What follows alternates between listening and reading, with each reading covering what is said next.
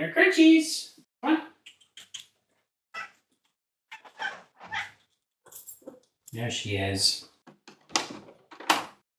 Well, I've officially entered the supervillain era of my life. I finished my PhD, my facial hair looks like this, and I've even got the cat, so I can do the thing where I spin around. I've been expecting you. How was that? Sorry, we've been expecting you. Is that better? I'm working on rebuilding my space for video filming, so instead of my usual video today, I'm just going to talk about some books. Yeah, you've never read anything, have you? Never. She's doing that thing with her foot. I don't know if you can see it, but she's doing that thing with her foot where she picks it up and tries to scratch. That means I'm doing a good job of giving you scritches. Boop. These are 5 perspective-changing books that you can read for free right now. I highly recommend them. Here we go.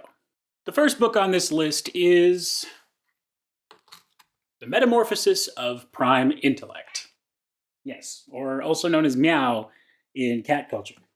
Yeah. You want to participate? Yeah? You can just sit up here. That'd be a good way to participate.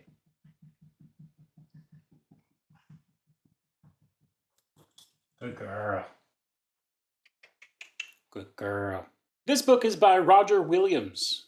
You can read it online for free, or you can spring for the paperback copy like I have here. This book questions the meaning of human lives after a rogue artificial intelligence forces all humans to become immortal.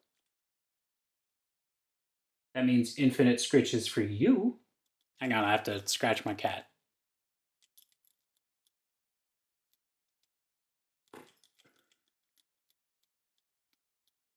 We follow the main character, the 37th oldest human being, as she is effectively forced to continue living. She and the other humans begin to participate in some extremely worrying behaviors because they can't die. This book is hardcore. It's not for the faint of heart, because it's highly graphic, and 2, it deals with deep philosophical issues like endless torture and endless pleasure. That said, I highly recommend reading it because it makes some very interesting claims about the future of humanity and whether or not the custodians of our species should be us, the species in question. You don't know what I'm talking about. You don't know what I'm talking about. What's he talking about? The second book on this list isn't really a book, it's actually an online multimedia experience. It's called 17,776, and its sequel, 20,020, both by John Boyce.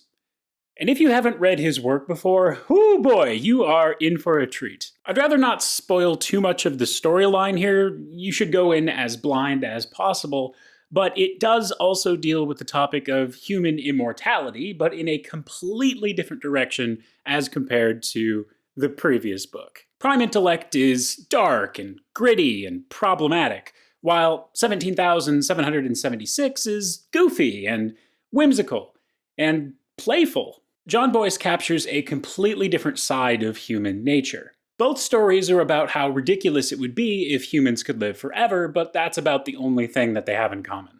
Absolutely check this one out. It will get weird, but it will be worth it, I promise you. The third book on this list is Flatland by Edwin A. Abbott. What does the A stand for? Why, that also stands for Abbott. Edwin Abbott published the novella Flatland in 1884, making it by far the oldest book on this list. The main character is a square who learns that the two-dimensional world that he lives in is actually just part of a larger three-dimensional world. In other words, there are things going on around the square that his very being is incapable of processing.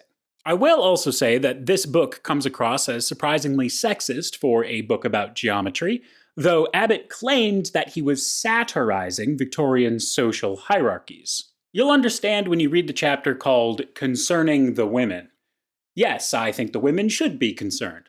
You know, a lot of male authors are accused of writing women one-dimensionally, but this takes things to a whole other level. The fourth book is called, and stay with me here, Name of Author by Title of Book by Tom Seven, written in 2003 as part of NaNoWriMo, or National Novel Writing Month.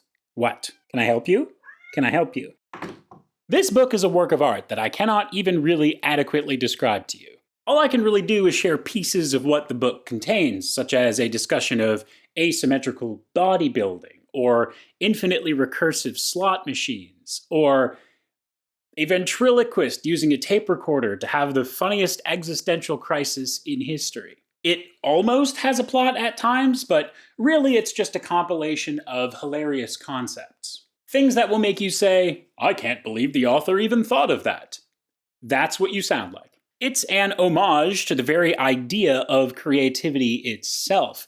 It seems to exist almost in spite of itself, obliterating the fourth wall and being intentionally difficult to parse. Finally, consider Forbidden Colors by me, Whitney Toftness. This is also a book.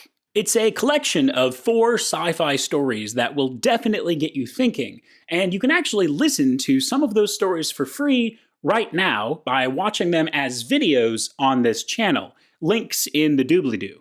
The stories are about the human condition and the edge of scientific understanding when it comes to concepts like consciousness, willpower, communication, and a bunch of psychology and neuroscience. One of the stories, The Caffeine Worm, is about an advertisement that becomes too effective thanks to generative AI. You can watch the story as a video for free, so check it out, and maybe tell me what you think.